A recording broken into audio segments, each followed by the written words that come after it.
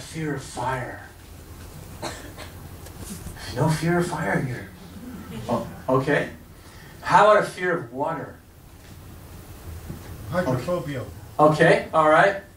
How about anyone have a fear in terms of closed places? Claustrophobia.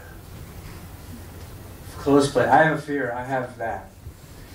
Well, I don't think any human being in their right frame of mind would want to be in a prison all the days of their life. Would be a what?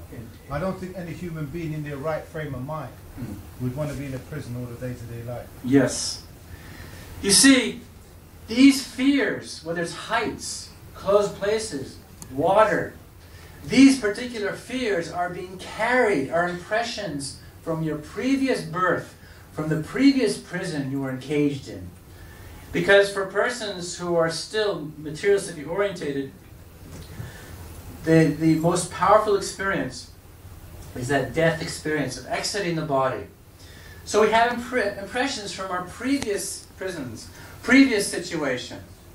So when we live in a world where we're out of harmony, then rains will come at the wrong time. There's my, rains will come at the wrong time. Imbalanced waves. You see, in Vedic culture, where people were godly, were devoting their mind and body to the Supreme, they lived in harmony with nature, rain would come at night. And during the day, the sun would come out. And for those gardeners, don't garden, don't water your plants during the daytime, because that magnifies from the sun and it can kill your plants. Just a bit of a gardening sample here. We have many different... So in that way, but the principle being is that when we understand that to live in harmony with the self, we become free from all types of prisons. So yes, one reality of when there's yajna, there is rain, there's piety which is there. But it's done in harmony with the environment. And as a result of weather, which is not so congenial, like I was saying when I saw the sun come out, I can't believe it. I've heard rumors, you don't see the sun much around here. Hey, that's the sun. I came from India, 35 degrees, Celsius, 35, hot. And here, I'm getting used to it like that. But we see that where there is disharmony with the Supreme, rains come at the wrong time. The sun is not, you cannot access the sun because the sun, Surya, gives energy. The sun puts energy into water. From water you can extract electricity. From cow dung you can extract electricity.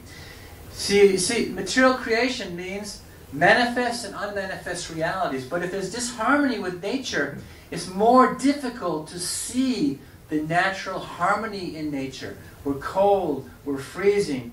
And then we spend less time thinking about who am I? Where have I come from? And where am I going? So this process is very powerful. We hope you can take shelter of reading books like this Bhagavad Gita as it is.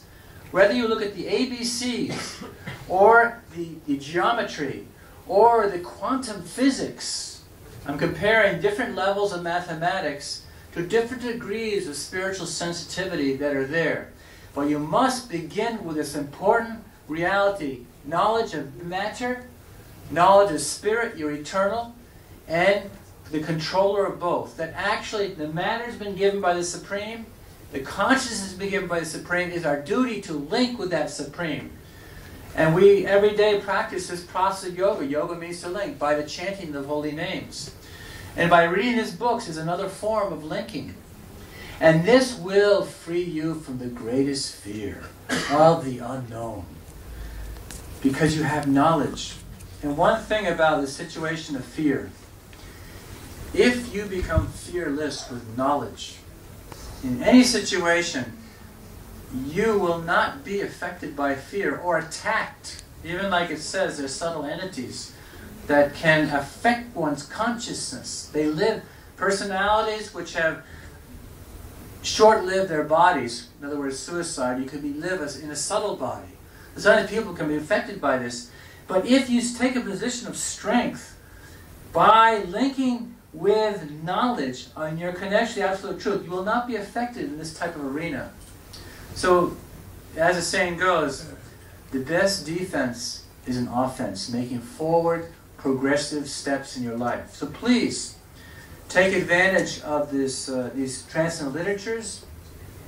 Take advantage in terms of how to add spiritual sound, spiritual food, spiritual sangha in your life. And I challenge you, I guarantee you, if you follow what I'm saying here, you will experience in this life the anti-material world. Meaning you experience transcendence, you experience relationships of a long-term level. And as you practice moment to moment, day by day, these long-term loving exchanges with the Absolute, understand the energy, energetic source, you will experience complete freedom.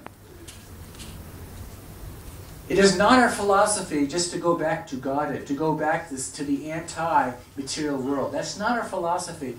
But our positioning here is to make the best use of a bad bargain, to encourage others, to bring others with us.